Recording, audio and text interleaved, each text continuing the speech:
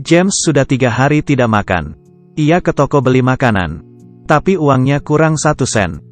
Ia lalu menyanyikan sebuah lagu untuk menggenapinya. Tapi, bos restoran marah dan melempar makanan itu ke wastafel. Dan mengusirnya. Karena kedinginan dan lapar, ia mencari tempat untuk tidur. Tapi, tidak menemukannya. Akhirnya, ia bertemu temannya. Temannya mengizinkan ia tidur di mobil.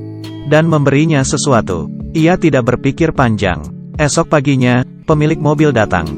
Temannya segera kabur. Tapi, James tidak bangun meski sudah dipanggil. Saat bangun, ia sudah di rumah sakit. Melihat dokter rehabilitasi, ia merasa sangat bersalah. Dokter memberikan banyak nasihat, dan memberinya kamar di pusat rehab. James yang luntang-lantung di jalan, akhirnya bisa tinggal di kamar itu dengan tenang. Ia melihat perabotan di kamar itu, dan air panas di dapur. Ia sangat terharu. Malam pertama di sana, James kedatangan tamu spesial. Seekor kucing masuk ke kamarnya lewat jendela, dan mencuri serealnya. James dengan senang menyambutnya, memberinya makan, bahkan tempat tidur. Ia berencana mencari pemilik kucing esok paginya. Besoknya, James mengelilingi rumah di sekitar sana. Tapi, tidak ada yang kehilangan kucing. James akhirnya melepasnya. Ia mulai mengamen di jalan. Tapi, diusir pemilik toko di belakangnya. Kebetulan ayahnya lewat situ. Ayahnya menyapa James dengan hangat. Tapi, ibu tirinya sangat menyebalkan. Tak lupa, ayahnya menyelipkan uang. James yang kecewa pulang ke rumah. Si Oren rupanya sudah menunggunya di pintu. Dengan luka di kakinya, James tidak tahu harus bagaimana. Ia mencari tetangganya, Betty. Betty menamai kucing itu, Bob. Betty mengira luka Bob sudah menjadi infeksi, jadi harus segera diobati. Betty menyuruh James membawanya ke dokter hewan. Setelah diobati, Bob harus minum obat. Dokter menyuruhnya ke kasir untuk menebusnya. James mengeluarkan segenggam koin, tapi kasir menatapnya dengan serius. Akhirnya, James memberi uang makannya minggu depan. Sesampainya di rumah, Nia mencoba segala cara supaya Bob menelan obatnya. Bagi seseorang yang belum pernah memelihara binatang, pasti sangat kewalahan dan bingung. Akhirnya, James meminta bantuan Betty. Ternyata Bob adalah kucing jantan. Ia memtuhi Betty dan minum obatnya. Esoknya, James pergi ke jalanan untuk mengamen lagi. Tapi, Bob terus mengikutinya. Bahkan, ikut naik bus.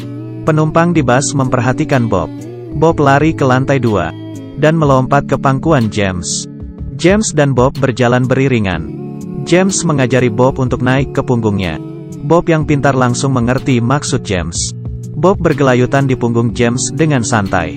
Orang-orang mulai memperhatikan mereka. Banyak yang ingin membelai Bob. Keberadaan Bob membuat James mendapat berkali-kali lipat uang dari biasanya. Hari ini, uang yang didapat James bisa untuk makan seminggu. James mengajak Bob tos, dan bersama menikmati hasil hari ini. Tapi, James tak mengira, kehadiran Bob akan mengubah hidupnya untuk selamanya. Keberadaan mereka mulai diperhatikan masyarakat sekitar. Bob yang lucu dan menggemaskan, membuat siapapun ingin mendekat, dan mencubit pipinya yang bulat. Wanita ini ingin foto bersama Bob. Anak-anak juga sangat mengidolakannya. Bob juga mendapat kado Natal pertamanya, yaitu syal biru kecil dari seorang penggemarnya. Bahkan, hubungan Betty dan James mengalami peningkatan. Betty ingin mentraktirnya makan malam. Malamnya, James membelikan Bob makanan kucing di supermarket. Juga bunga untuk Betty. Tapi, di jalan pulang, ia melihat temannya terkapar di tangga. Ia dan Betty segera menyelamatkannya. Tapi, teman James akhirnya meninggal. Hal ini membuat Betty sangat sedih. Karena kakaknya juga seorang pecandu. Dan meninggal overdosis di apartemen ini. Hal ini membuat Betty sangat benci dengan pecandu. James yang juga pecandu memutuskan untuk merahasiakan jati dirinya. Betty mulai menyukai James. Bahkan mereka merayakan Natal bersama. Dan bertukar kado. Betty yang senang memeluk James. Melihat mereka, ekspresiku sama dengan Bob. Hari ini, Bob dan James mengamen di jalan seperti biasa. Tapi, ada seorang pria brengsek yang membawa seekor anjing yang mengencingi tas James. Masyarakat yang melihatnya emosi. Kekacauan pun terjadi. Polisi segera datang dan menghentikannya. Tapi, mereka hanya menangkap James. Bahkan melarangnya menyanyi di jalan selama 6 bulan. James yang frustrasi ke apotek dan minum obat rehabilitasi. Kebetulan, Betty juga di sana. Betty lari keluar. James ingin menjelaskan, tapi Betty sangat kecewa. James yang dilarang mengamen mencari cara untuk bertahan hidup. Ia mencari pekerjaan di kantor majalah. Meski hanya boleh jualan di satu tempat, penampilan mereka yang unik, menarik banyak pembeli. Banyak yang ingin foto bersama. Bahkan wartawan juga datang memotret mereka. Tapi, hal ini membuat penjual majalah lain iri. Karena James mematikan rejeki mereka. Rekan kerja James mulai mencari masalah. Hari ini, saat menjual majalah, sepasang suami istri minta foto bersama. Mereka menyelipkan uang tip di saku baju James. Lalu mengambil majalah. James dilaporkan oleh rekannya. Selama sebulan, ia dilarang menjual majalah.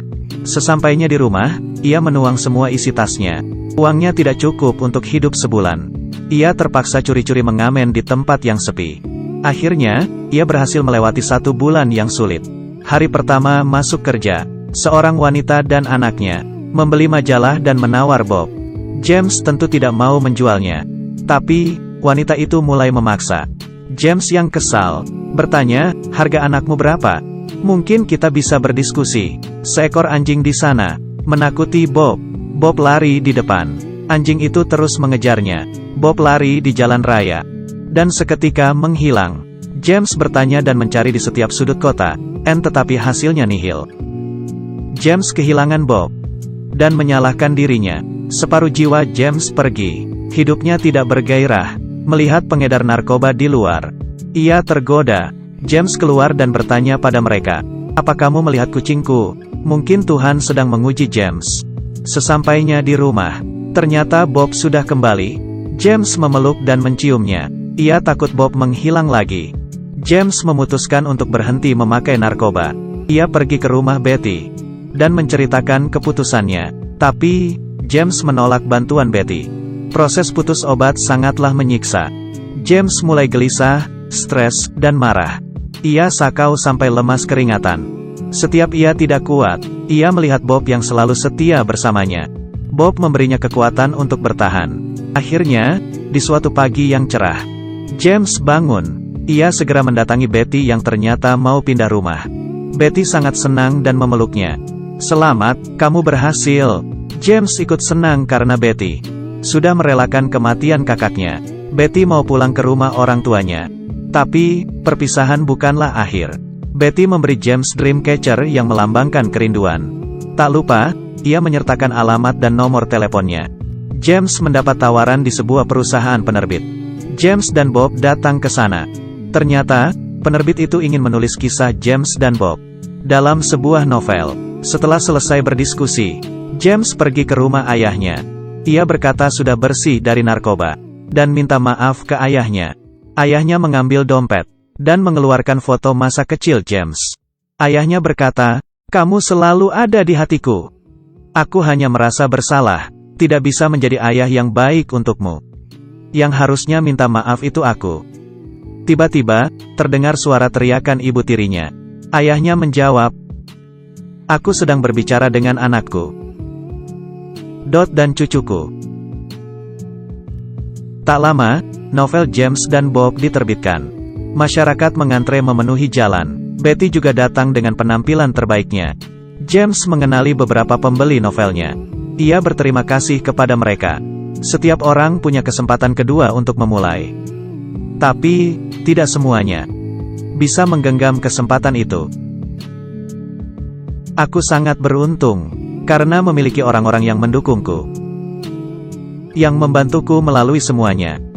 Kamu hidup tidak sendirian. Akan ada seekor kucing, seekor anjing, seorang kawan, atau binatang lainnya yang akan membantumu.